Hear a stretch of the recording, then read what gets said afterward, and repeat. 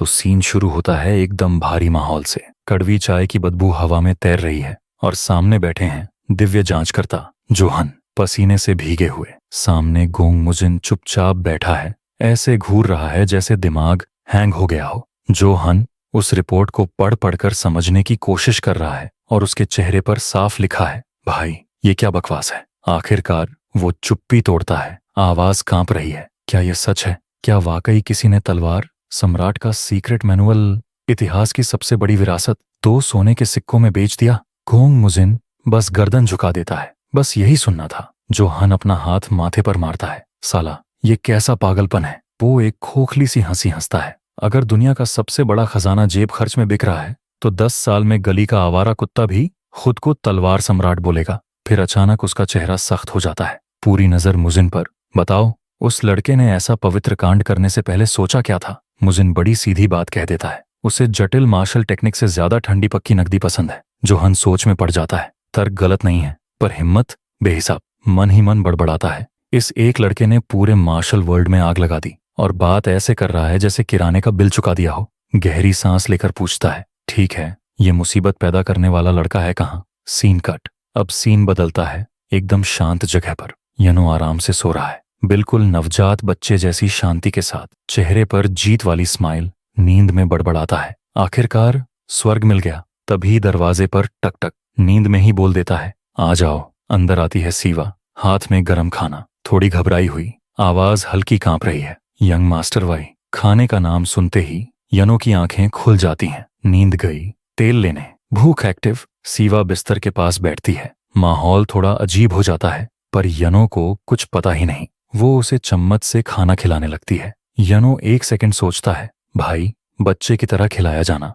इंसानी इज्जत का आखिरी लेवल है। फिर खुशबू आती है। छोड़ो यार, खाना सपना टाइप लग रहा है। जैसे ही पहला कौर लेने वाला होता है, धड़ाम, दरवाजा लात मारकर खुलता है। गोंग मुजिन अंदर घुसता है। लड़का जाग गया और वहीं फ्रीज। सामने उसकी प्यारी शिष्या यनो को प्यार से खिला रही है। 2 सेकंड की खामोशी, फिर शुद्ध बेकाबू गुस्सा। सीवा डर के मारे उछलकर खड़ी होती है, जल्दी से प्रणाम करती है और खरगोश की तरह भाग जाती है। यनो मुंह में खाना भरा हुआ उसे जाते देखता है और कैजुअली सोचता है, क्या इसे अचानक कोई अपॉइंटमेंट याद आ गया? और उधर गोंग मुजिन ऐसा लग रहा है जैसे अभी अभी उसका खून फटने वाला हो। अगले ही पल मुजिन की गर्दन और चेहरे की नसें गुस्से से फूल जाती हैं। सीधा छर्राक, तलवार बाहर। योनहो एकदम शॉक में, भाई तलवार? अचानक? बात बात में इतना लेवल अप क्यों? पर मुजिन सुनने के मूड में ही नहीं था। वो झपटता है और चिल्लाता है, मैं अपनी शिष्या को तेरे जैसे बेशर्म इंसान के हाथ कभी नहीं दूंगा। और फिर थोड़ी देर बाद तूफान गुजर चुका है। अब सीन में दिखता है मुजिन, जो गलियारों में चल रहा है। हैरानी की बात, पूरी तरह शांत। फर्क बस इतना है कि उसका चेहरा अब चोट और सूजन का लाइव मैप बन चुका है। कट टू मार्शल अलायंस का मुख्यालय। दोनों सैन्य रणनीति हॉल की तरफ बढ़ रहे हैं। योनहो एकदम फ्रेश, मस्त, सीटी बजाता हुआ। मुजिन पीछे पीछे लंगड़ाता हुआ, पसलियां पकड़े हुए, हर सांस बोनस में दर्द। योनहो पलटकर डांटता है, किसने कहा था तलवार निकालने को? इस उम्र में कोई गर्म खून टीनेजर बनता है क्या? मुजिन झुंझलाकर कहता है, चुप रह। योनहो तुरंत पलटवार करता है, हमला मुझ पर हुआ था, याद है? इस कहानी का असली पीड़ित मैं हूं। मुजिन ताना मारता है, बेटा तो मैं हूं। फिर खुद को संभालता है और सीरियस हो जाता है। जिससे मिलने जा रहे हैं वो मार्शल वर्ल्ड का दिग्गज है। इतना भारी आदमी कि खुद अलायंस लीडर भी उसकी अक्ल को सलाम करता है। वो योनहो से लगभग गिड़गिड़ाता है, कम से कम थोड़ी इज्जत दिखा देना, अपनी बदतमीजी कंट्रोल में रखना।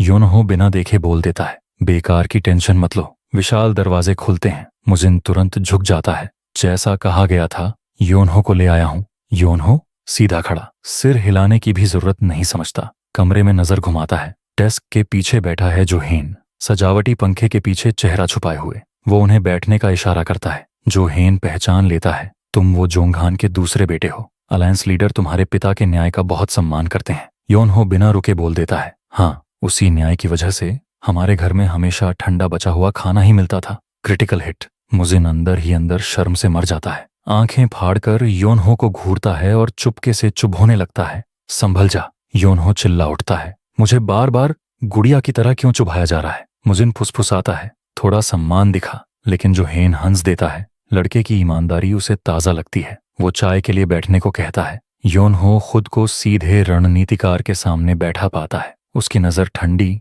और बोरियत से भरी। मेरी नींद क्यों खराब की गई वाला लुक। जो हेन आगे झुकता है, तुम्हारे चेहरे से लग रहा है तुम मुझे पसंद नहीं करते। योन हो तुरंत, हाँ बिल्कुल नहीं करता। मुझे इतना चौंक जाता है कि चाय लगभग थूक देता है। उसके दिमाग में बस एक सवाल, ये बच्चा बहादुर है या बेशर्म। जो हेन पूछता है क्यों, योन हो शांति से समझाता है क्योंकि आप बहुत परफेक्ट लगते हो। वो गिनाना शुरू करता है, ज्यादा भरोसेमंद चेहरा, बेदाग सफेद त्वचा, सफेद बाल, दयालु दादाजी वाली दाढ़ी। जो हेन मुस्कुराता है, तो तुम मेरी शक्ल से जल रहे हो। योन हो का चेहरा गंभीर हो जाता है। ये जलन नहीं, शक है। वो आगे झुकता है, आंखों में चमक। अगर ठग अपराधी जैसा दिखे तो कोई ठगे ही क्यों जाए। सबसे खतरनाक ठग वही होते हैं जो आप जितने भरोसेमंद दिखते हैं। कमरे में सन्नाटा। जो हेन धीरे से पंखा बंद करता है। इतनी खतरनाक सोच तुम्हें किसने सिखाई। योन हो बिना रुके, मेरे मास्टर ने।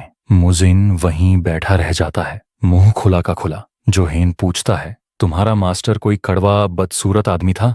योन हो तुरंत मना करता है, नहीं, बेहद हैंडसम, शालीन और आपसे भी ज्यादा सुरुचिपूर्ण। फ्लैशबैक। उसका मास्टर चेतावनी दे रहा है, याद रखना, जितना ज्यादा कोई इंसान भरोसेमंद और सुंदर दिखे उतना ही ज्यादा खतरनाक होता है, खासकर बूढ़े लोग, क्योंकि चमकदार बाहरी रूप अक्सर अंदर की सबसे गहरी सच्चाई छुपाता है। समझाओ हेन अब पूरी तरह समझ चुका था। अगर इस लड़के के मास्टर ने खुद अपनी खूबसूरती को भी चेतावनी बना दिया है तो यहां बहस करने का कोई मतलब नहीं। वो गला साफ करता है, मूड बदलता है। चलो अब असली काम की बात करते हैं। वो सीधे मुद्दे पर आता है। योन हो, तेरी हाल की हरकतों ने मार्शल अलायंस की इज्जत मिट्टी में मिला दी है, और जो तूने बाहरी दीवार तोड़ी है उसे ठीक करने का खर्चा भयानक है। तो अब बता, ये कर्ज चुकाएगा कैसे। जो हेन सोच रहा था लड़का घबरा जाएगा, लेकिन प्लॉट ट्विस्ट, योन हो मुस्कुरा देता है। अच्छा हुआ आपने पूछा, मैं खुद यही बात उठाने वाला था। वो आगे झुकता है और बोलता है, एक ऐसा सौदा है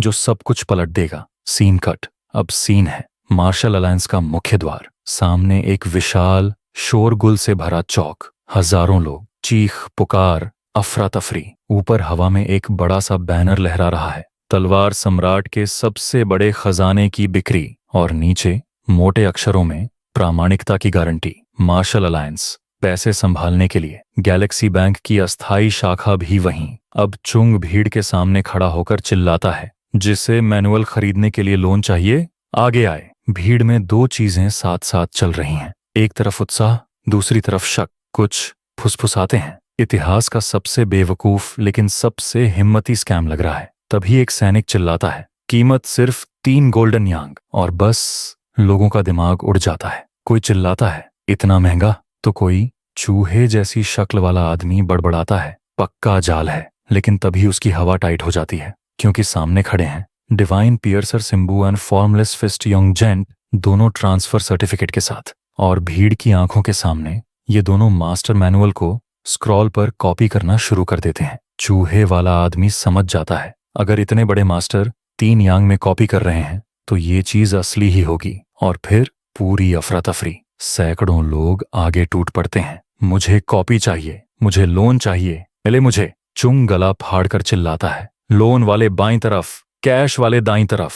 तभी कोई शक करने वाला पूछ बैठता है, सच में असली है। चुंग घूर कर बोलता है, मैं इतना बेवकूफ नहीं कि मार्शल अलायंस के दिल में बैठकर नकली धंधा चला दूं। भीड़ चरम पर ही थी कि रुको।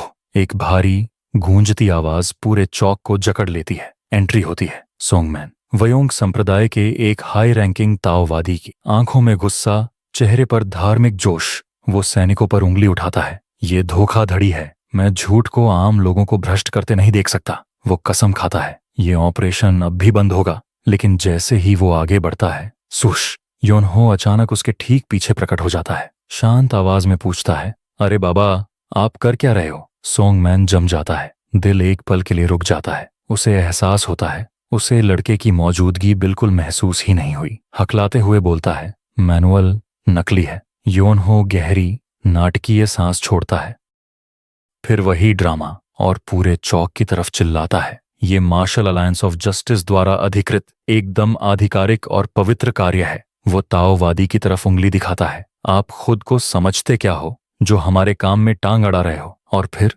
पूरी स्तब्ध भीड़ के सामने, चुप रहो बड़ी नाक वाले ताओवादी। तो दोस्तों, यहीं पर ये चैप्टर फुल टेंशन पर आकर रुक जाता है। एक तरफ मार्शल अलायंस की नाक दांव पर लगी है, दूसरी तरफ योनहो जो बिना पलक झपकाए दिग्गजों को भी चुप करा देता है। तलवार सम्राट का मैनुअल अब खुलेआम बिक रहा है, भीड़ पागल है, लोन की लाइन लगी है और ऊपर से एक हाई रैंक ताओवादी की बेइज्जती सबके सामने। अब सवाल ये है, क्या ये डील सच में अलायंस को बचाएगी या पूरा मार्शल वर्ल्ड जलने वाला है? और योनहो, क्या वो सिर्फ चाल चल रहा है या सच में सबको खेल बना रहा है? अगर आपको ये रिकैप मजेदार लगी हो तो लाइक ठोक दो, सब्सक्राइब दबा दो और कमेंट में बताओ योनहो सही है या हद से ज्यादा खतरनाक। मिलते हैं अगले पार्ट में, क्योंकि आगे जो होने वाला है वो सीधा इतिहास बदल देगा।